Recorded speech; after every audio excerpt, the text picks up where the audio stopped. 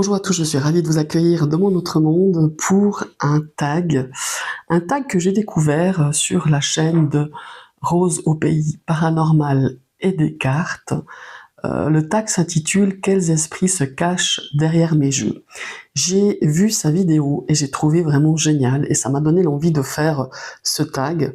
Donc en fait c'est un petit peu euh, quels esprits, quelles entre guillemets entités se cachent derrière nos jeux. Alors bon, moi j'ai pris les jeux pour répondre, j'ai pris des tarots et des oracles. J'ai essayé de m'en tenir à un jeu, mais j'y suis pas arrivée. Vous verrez, je crois que pour la majorité des 10 questions, je crois que j'ai 2 jeux. Hein. Donc je ne vais pas vous les montrer totalement, parce que c'est pas une review, c'est un tag. Et c'est des jeux qu'on connaît quand même malgré tout et qui sont sûrement dans ma playlist où j'ai fait des vidéos de présentation. Donc on va tout de suite démarrer avec la question numéro 1. Et avant ça, je tiens quand même à remercier déjà Rose, hein, au pays du paranormal pour ce tag fort intéressant.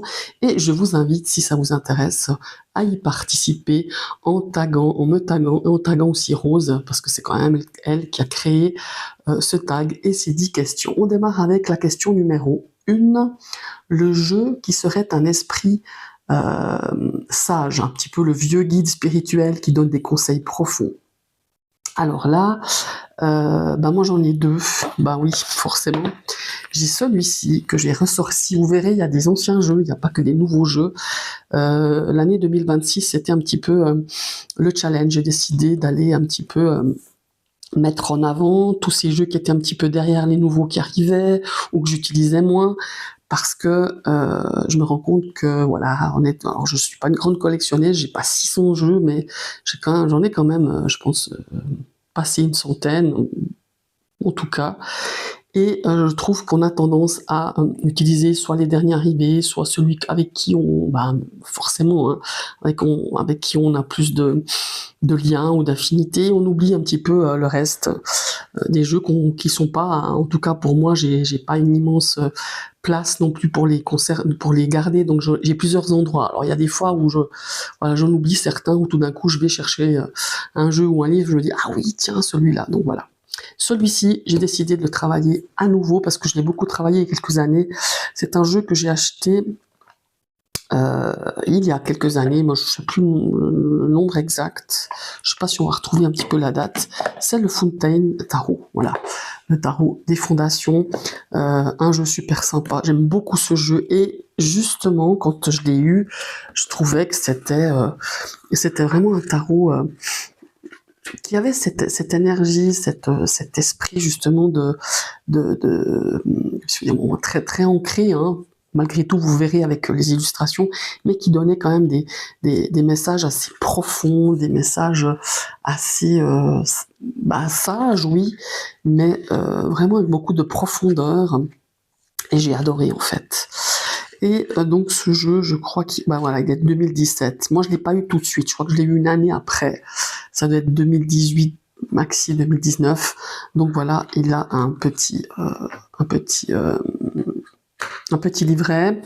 Le dos est comme ceci, très sympa le dos. Voilà, on a les tranches argentées, j'aime beaucoup, qui ont bien résisté parce que j'ai pas mal utilisé ce jeu. Et je vous montre les illustrations. Et c'est un jeu que j'ai repris cette fin d'année 2025 et ce début d'année 2026. Et effectivement, c'est un jeu que j'adore. J'aime beaucoup. Ce sont des messages assez précis, assez profonds avec ce jeu. Voilà. Et c'est dommage, je trouve qu'on le voit plus beaucoup sur la sphère YouTube, on l'a pas beaucoup vu, je trouvais. Moi, c'est par un pur hasard que j'étais tombée sur une review d'une chaîne anglaise. Je me suis dit, mais waouh, ce jeu, mais waouh, quoi. Voilà, le Fountain Tarot que j'utilise depuis un certain temps et qui vraiment me donne de conseils vraiment très profonds et très sages. Voilà. J'ai un deuxième ici que j'aurais pu mettre, je dirais dans toutes les catégories, mais il fallait que je le mette à un endroit. Et alors, il est sage, il me donne, mais surtout, je trouve qu'il incarne vraiment des messages profonds. Vraiment, en tout cas, moi, j'ai fait beaucoup de tirages avec ce jeu parce que ça faisait longtemps que je le voulais. Bon, voilà, je vais pas, là pareil, hein, je vais pas vous montrer toutes les cartes, maintenant tout le monde le connaît. Le Soul Shadow que j'ai pu avoir donc l'année dernière lors de sa deuxième édition et dernière édition apparemment. Et lui, ben bon, j'aurais pu le mettre dans la catégorie couteau suisse. Bon, dans ce tag, il n'y est pas, mais j'aurais pu le mettre à toutes les catégories, que ça soit en prédictif, que ça soit en un jeu bavard, que ça soit en un jeu. Oh, ben alors les contacts avec le monde invisible, c'est aussi ouf quoi. Mais j'aime bien la sagesse, l'énergie de ce jeu. Je l'ai mis là dans cette première question parce que je trouve que ça le définit, en tout cas pour moi, en premier lieu. Je l'aurais aussi pu utiliser, je vous dis toutes les questions, hein, dans toutes les questions j'aurais pu le mettre, mais ma foi j'ai décidé de le mettre là. Voilà, le jeu de Soul Shadow, deuxième édition, voilà, qualité des cartes de ouf, voilà. Bon allez, je vous en montre quelques-unes, après j'arrête parce que de toute façon tout le monde le connaît. Voilà. Le Soul Shadow, pour moi, il incarne beaucoup. Il est habité, il est habité par plein d'esprits pour moi, hein, pour ma part. Il y en a quelques-uns, des jeux comme ça, j'en ai quelques-uns, j'en ai 2 ou 3. Je vous ferai aussi découvrir d'autres jeux qui donnent un petit peu la même vibration, la même incarnation, enfin pas incarnation, mais je trouve qu'il est habité par plusieurs esprits, hein, ce Soul Shadow. Voilà. On va passer à la question numéro 2. Le jeu qui serait un fantôme bavard, bah là j'aurais pu le mettre aussi, hein, le Soul Shadow, qui donne énormément de messages.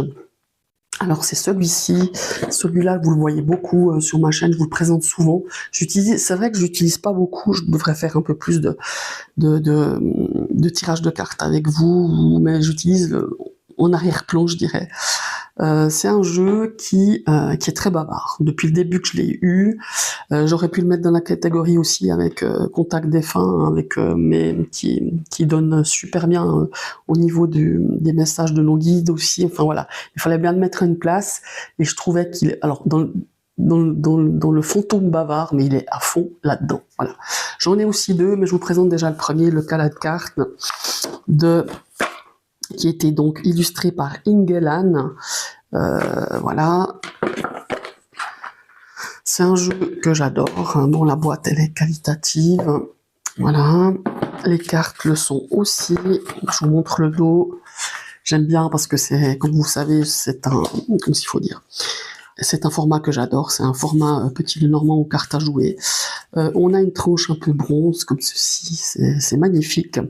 Et on a des cartes, on a des cartes pour chaque saison. Et j'adore l'ambiance de c'est un vrai jeu, une vraie pipelette, comme je dis. Beaucoup d'informations, beaucoup de messages, super intuitif. Ouais, c'est un jeu que j'adore de par ses illustrations, de par sa vibration, de par son esprit. Et c'est un jeu pour moi qui est fortement habité, entre guillemets, si on peut dire ça. Alors, on retrouve quelques symboliques du petit Lenormand, mais pas que. Regardez-moi cette carte, elle est magnifique. Et il me raconte des choses. Voilà. Et je vous dis que quand j'ai vraiment peut-être des questionnements ou des problématiques, alors, je prends le petit Lenormand généralement, hein, accompagné d'un tarot, mais c'est souvent celui-ci que je prends, en complément d'information, parce que justement, je trouve qu'il traite tellement de choses, et mais vraiment, il parle. Et puis la qualité, elle est géniale, quoi, vraiment géniale. Alors, évidemment, avec certaines illustrations, regardez-moi, celle-là, elle me fait un effet. Voilà. C'est un jeu magnifique, je vous le présente, je crois, sous toutes ses formes sur ma chaîne, que ce soit dans les vidéos, présentations, dans les tags, mais c'est vraiment un jeu qui m'accompagne et je pense qu'il fera partie je crois que je l'ai mis dans mes 10, dans mes 10 Ultimate Deck, là, un des derniers tags que j'ai fait, voilà. Et le deuxième, parce que j'ai pas pu vous empêcher de mettre un autre, parce que ça fait longtemps que je l'utilise, celui-ci aussi.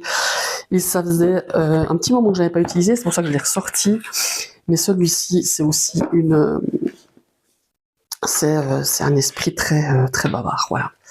Le Tarot divinatoire du Corbeau aux éditions Contredire, c'est un jeu qui a été donc traduit à la base, il est en anglais.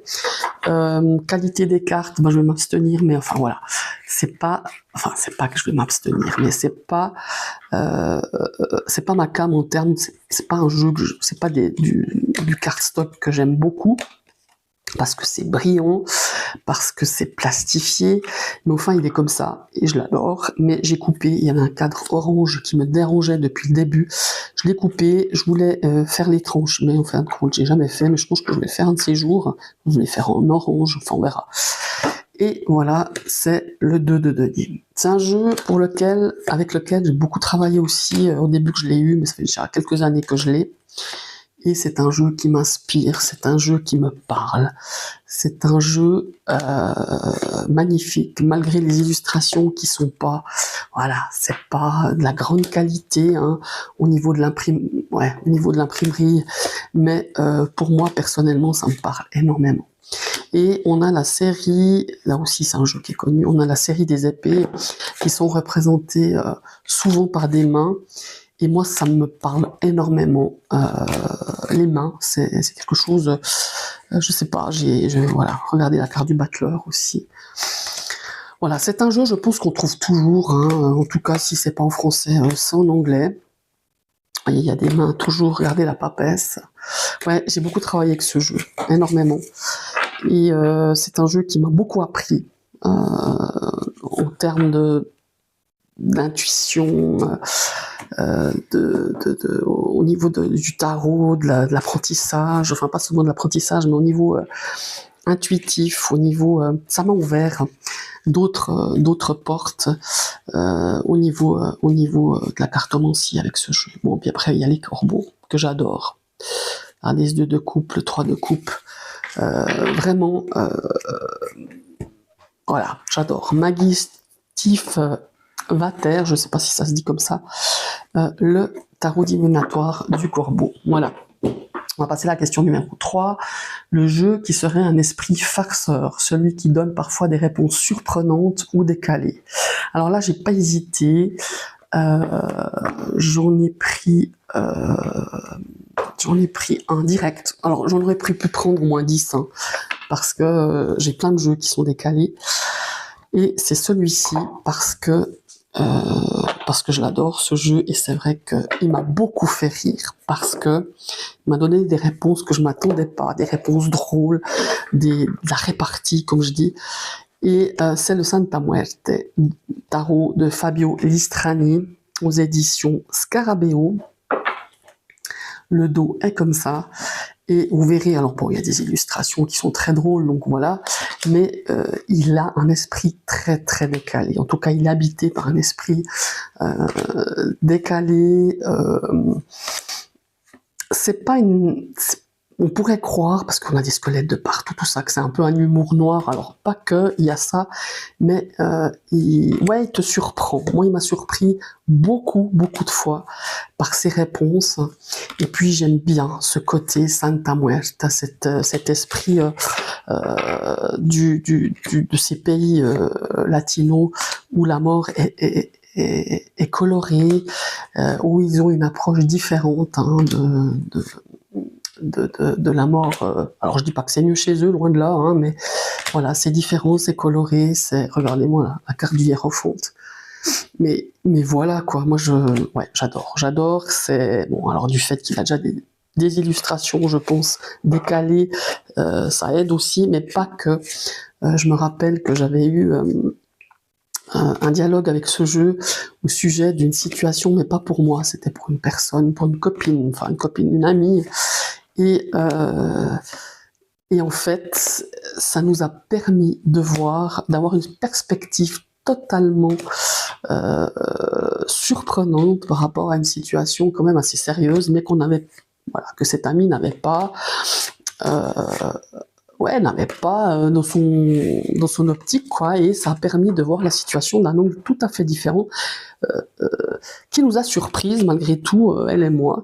Mais voilà, il y a eu cette occasion-là, mais il y en a eu plein d'autres, et c'est pour ça que dans cette catégorie, j'ai pensé direct à lui. Mais il y en avait plein, j'en avais au moins 3 ou 4. Mais voilà, ça aussi c'est un jeu que j'utilise beaucoup moins, et que je me suis dit, je vous vais le présenter, parce qu'en fait, il mérite vraiment sa place par rapport à cette question.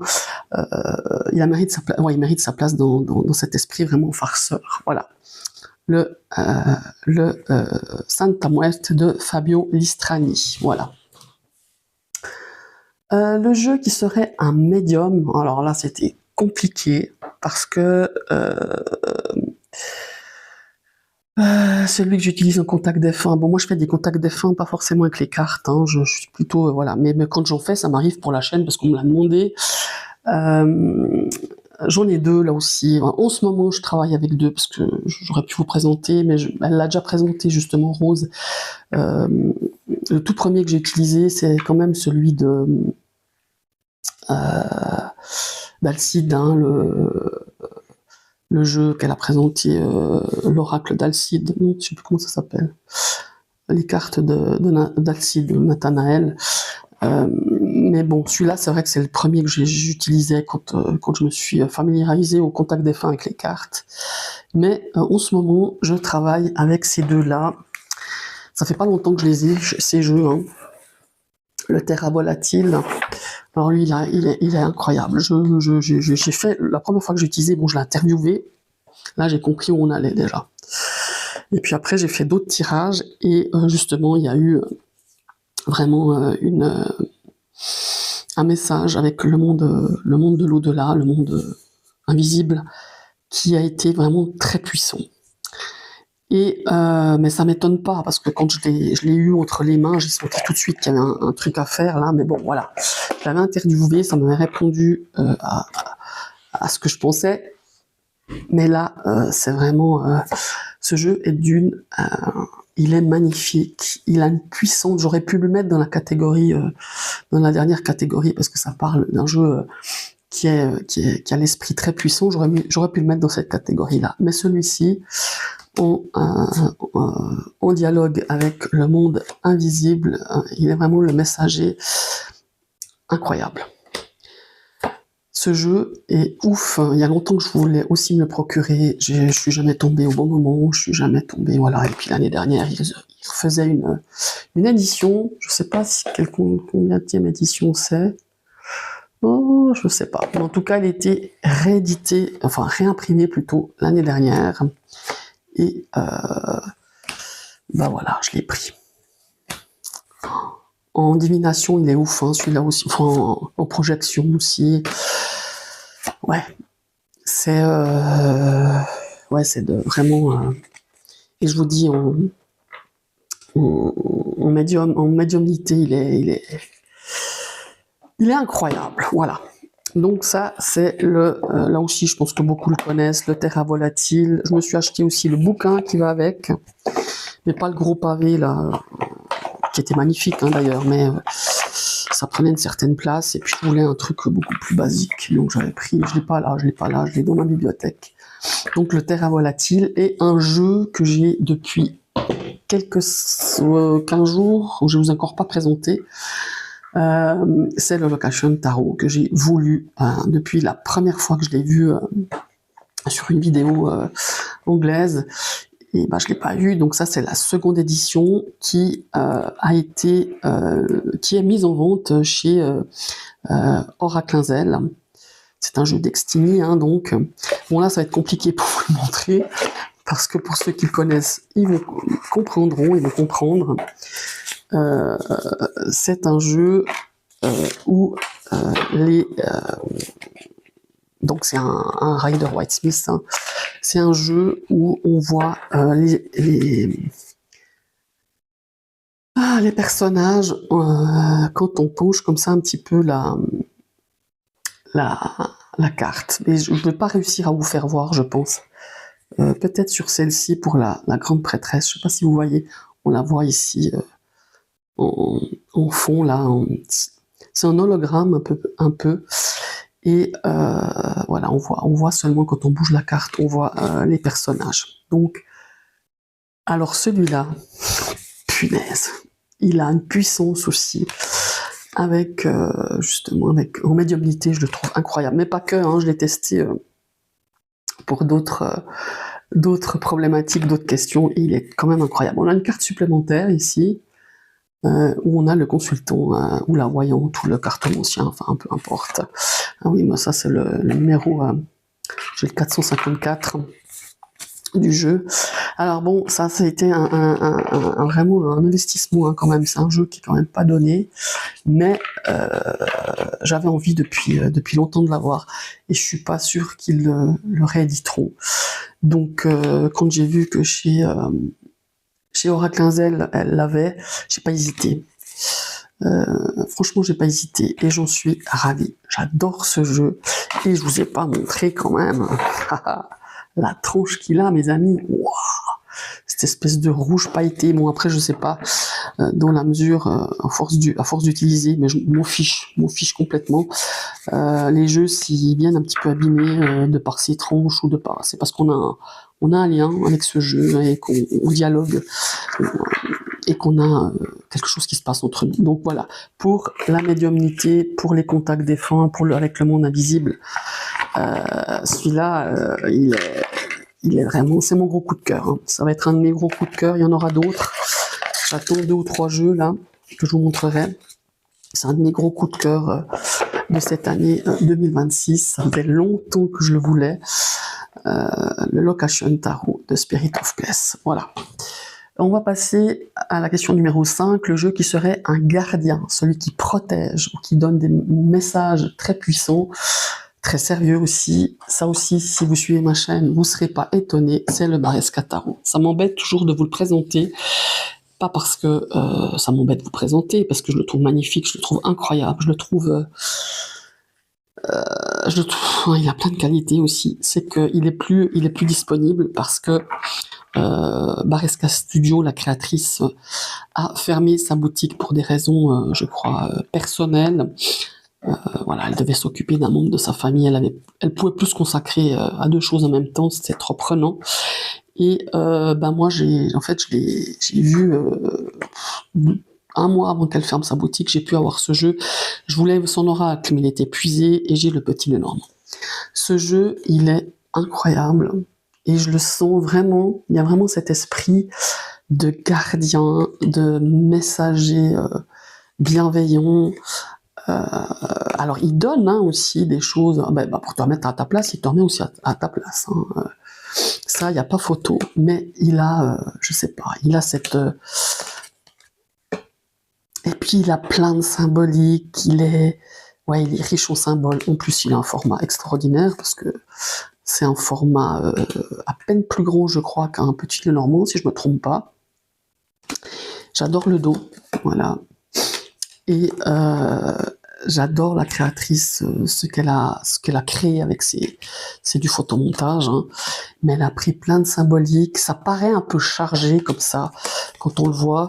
Je sais par exemple que c'est un jeu que j'aurais pas pu acheter il y a 15-20 ans, hein. C'était beaucoup trop chargé pour moi, mais maintenant, et puis elle a fait donc il n'y a pas de guidebook, mais par contre on reçoit un PDF lors de l'achat de ce tarot, qui est un truc, elle a fait un travail en amont d'écriture incroyable, et c'est intéressant, c'est hyper instructif, elle a fait un travail incroyable, quoi. Incroyable.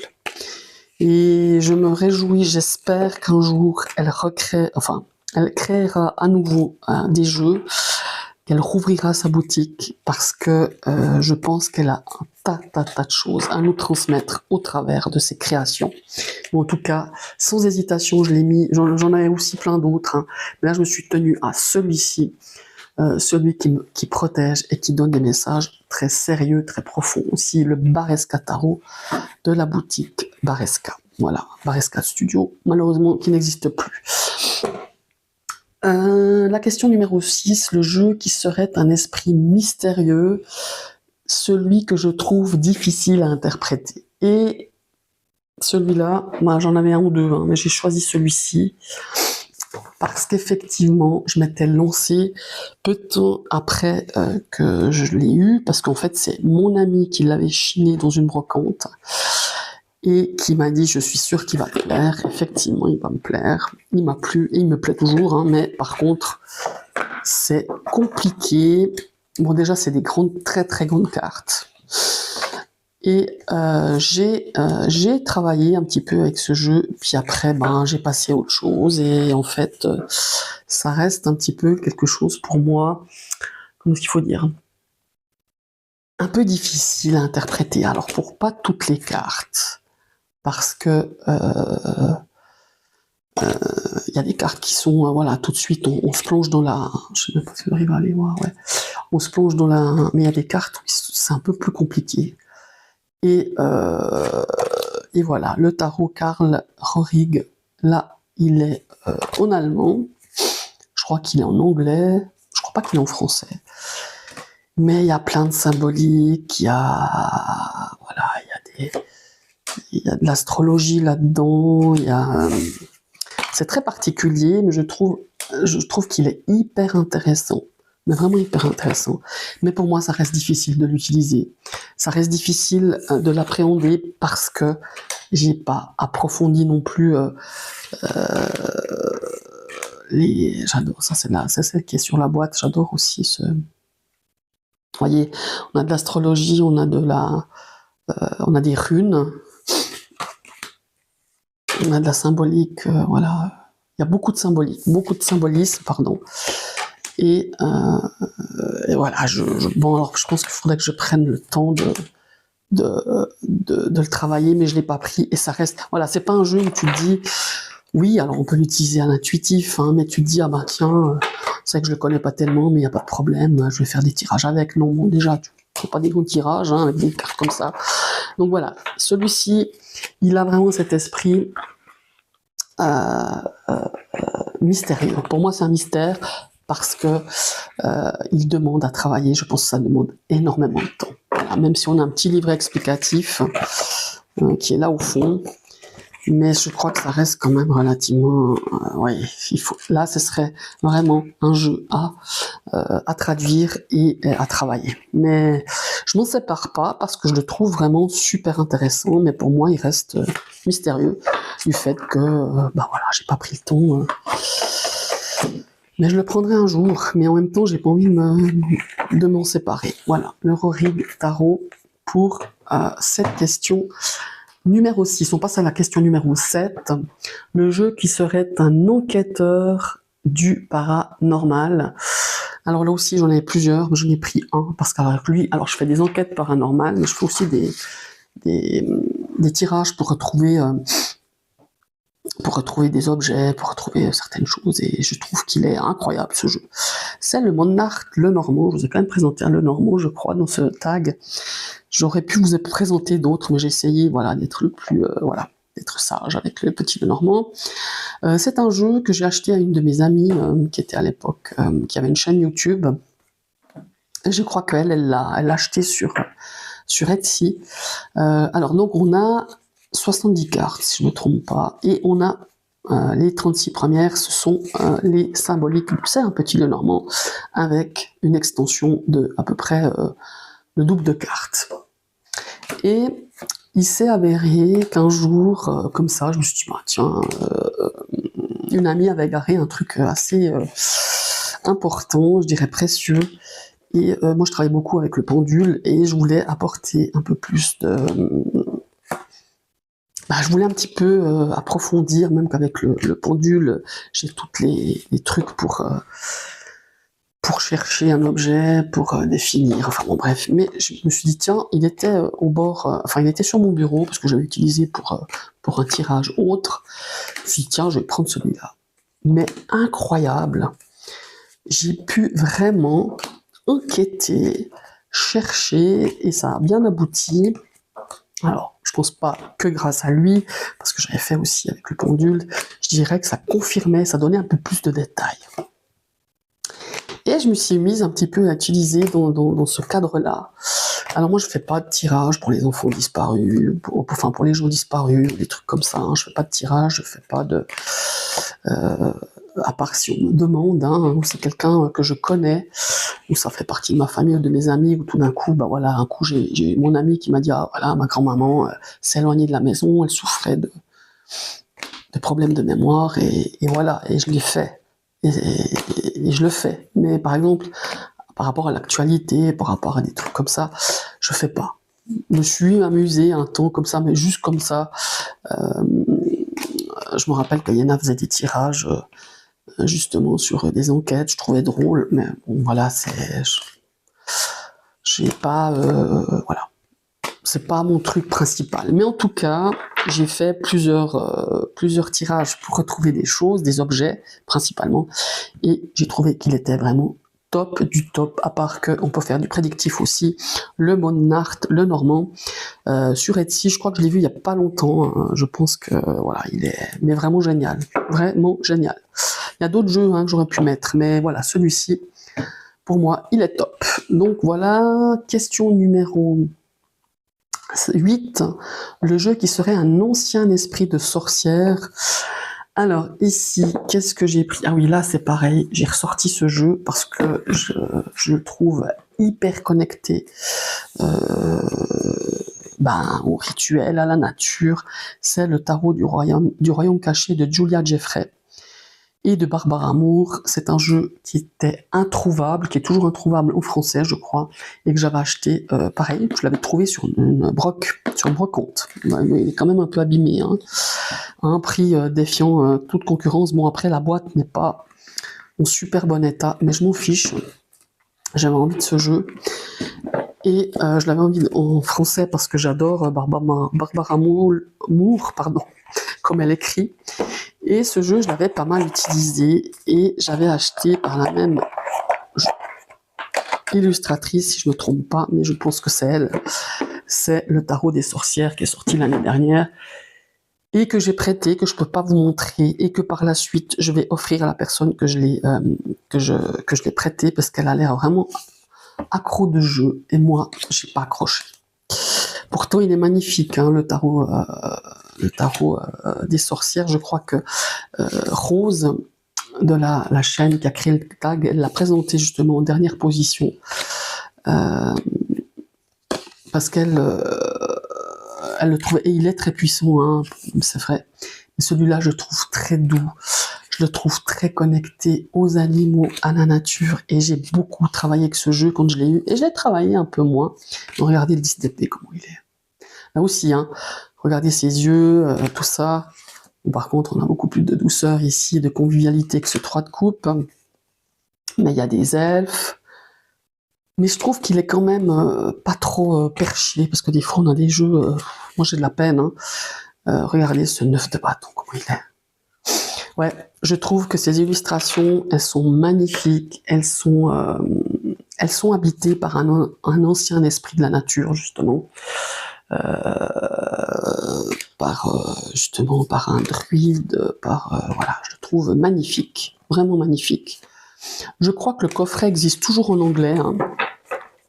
Le dos est comme ceci, mais c'est un jeu que j'ai beaucoup utilisé justement quand j'avais besoin de me connecter au cycle, à la lune, au cycle des saisons, à la nature, aux animaux.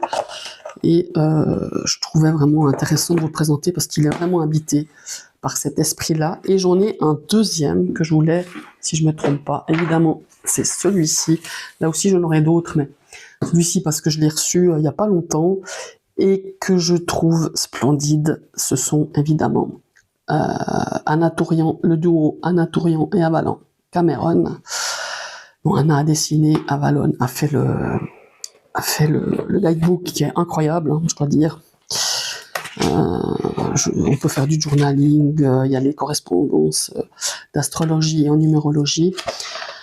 Donc c'est une seconde édition. Certaines cartes ont été modifiées, du Bone Stone que j'ai jamais pu avoir forcément. Et j'attendais vraiment avec impatience la sortie. Ça a un peu traîné, mais il est quand même sorti l'année dernière. Et celui-ci, je le trouve vraiment hyper connecté esprit de la nature, druide, sorcière, magnifique. Mais magnifique. Bon, moi j'adore Anna ce qu'elle fait, hein. J'ai le tarot des abysses, voilà, je trouve magnifique, voilà. J'ai celui qu'elle a fait avec Claire Duval, le tarot arthurien. Regardez, le 9 d'épée. Regardez-moi cette illustration. Donc voilà, je le trouve magnifique.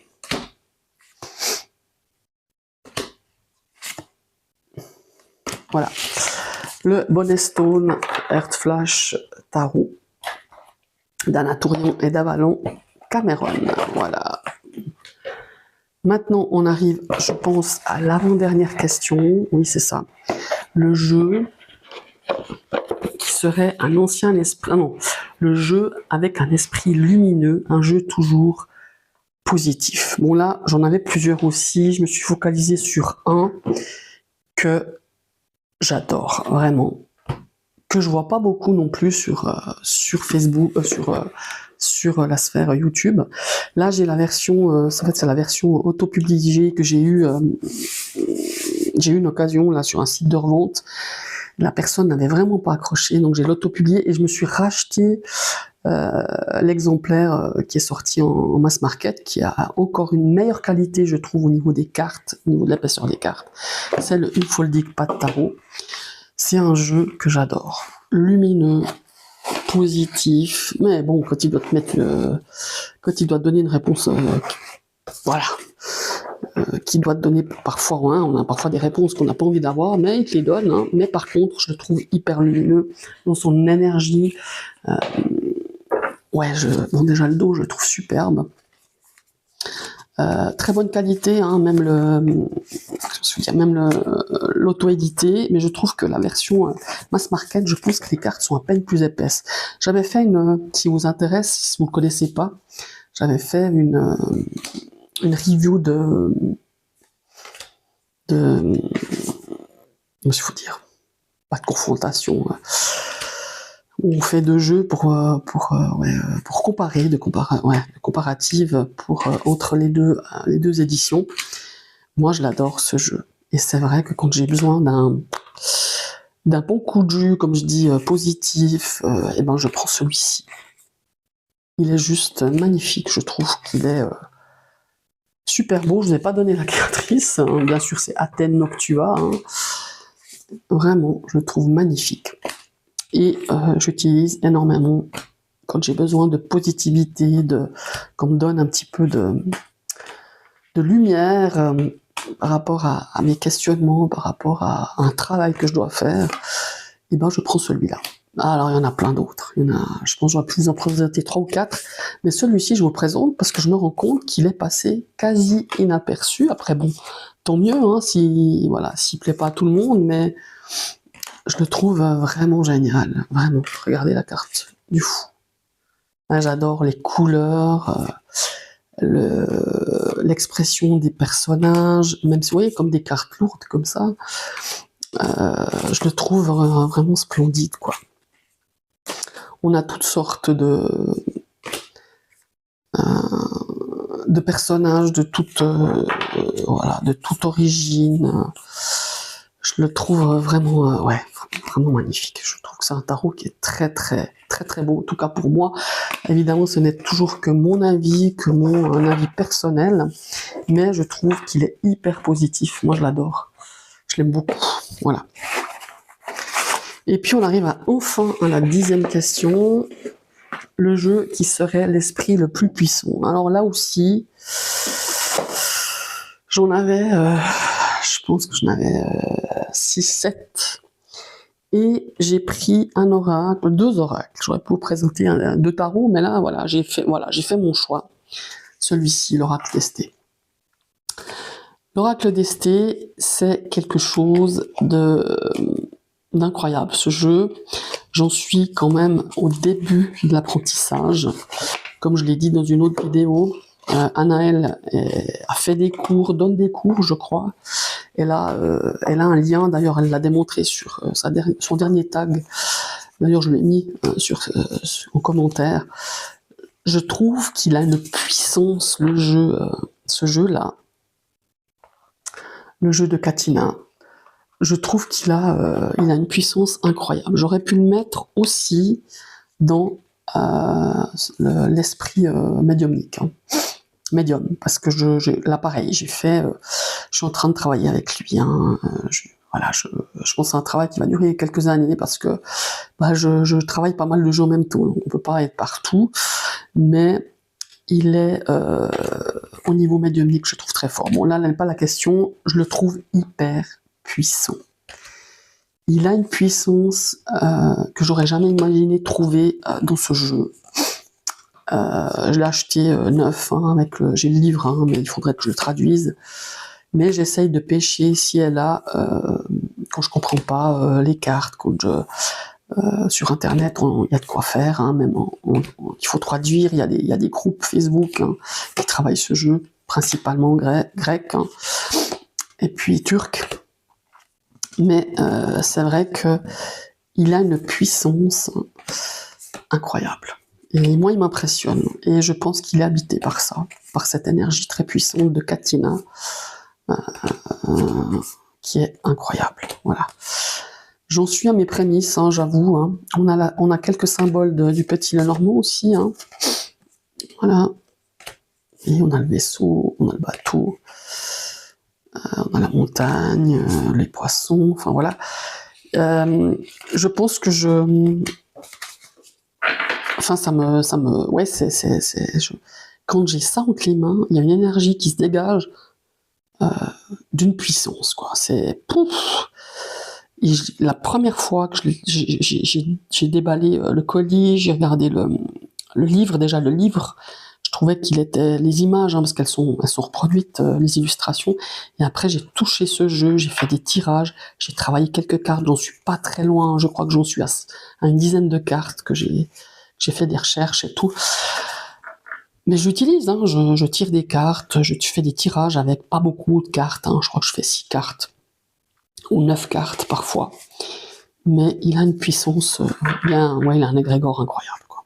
Voilà, tout simplement, l'oracle d'Esté.